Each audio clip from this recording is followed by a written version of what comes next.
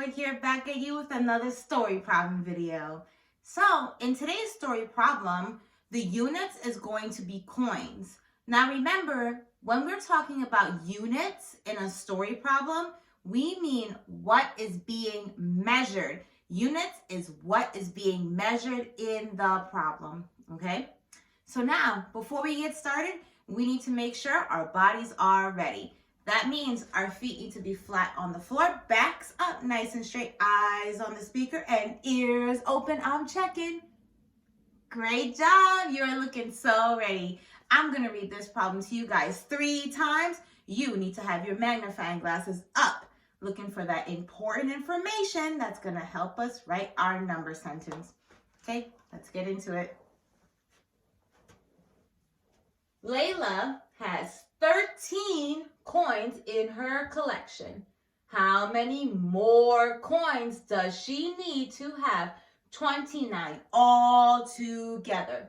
Layla has 13 coins in her collection.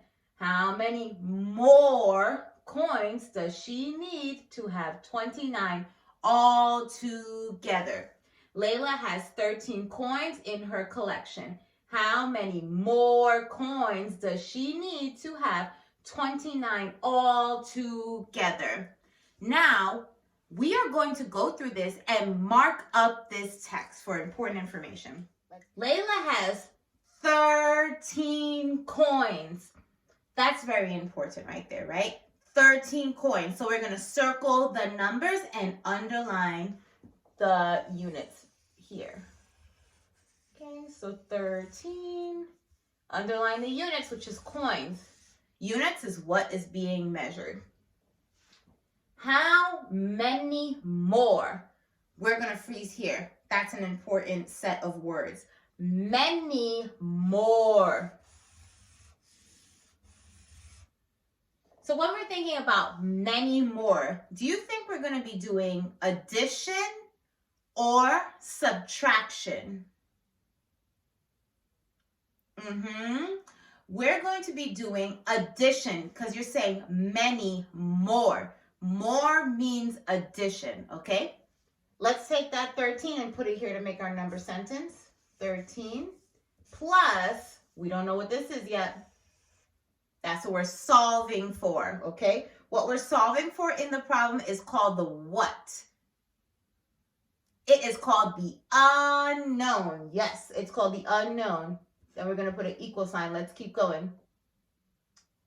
How many more coins does she need to have 29 all together? 29 is important. We're going to circle that 29 all together. So let's think about this. So we need to label our parts and our wholes, right? We certainly do. So first things first, we know that we're going to take this 29 and put it here. And we're going to think to ourselves, let's take a look at this problem. 13 plus something equals 29. Now my question to you is, are we going to have a number here that's bigger than 29 or less than 29? Yes, we are going to have a number that is less than 29. Because 29 is our whole. So we're going to write a W for whole. So if this is a whole, and we remember that part plus part equal whole, these are going to be our parts. Part plus part equal whole. Great. Now we just have to figure out what strategy are we going to use. Let's take a look at what we have here. What strategy are we going to use? Now, there's a few strategies that we can use. For this problem, I'm going to use counting on, okay? I'm going to use counting on for this problem. So we're going to start at the number 13 and count on until we get to the number 29. Let's start. So we're putting 13 in the box.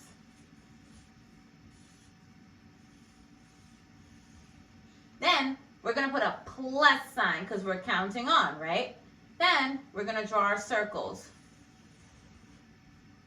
And in our circles, we're going to count on from 13 until we reach 29. So we got 13, 14, 15, count with me, 16, and see how I'm not making these too big because I know I have to draw quite a few.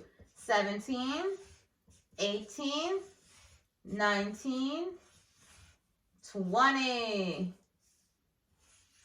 21, 22, 23, 24, 25, 26, 27, 28, and 29. So we're stopping at that 29 because we know that's our whole. We're not going to have any more. Say no more.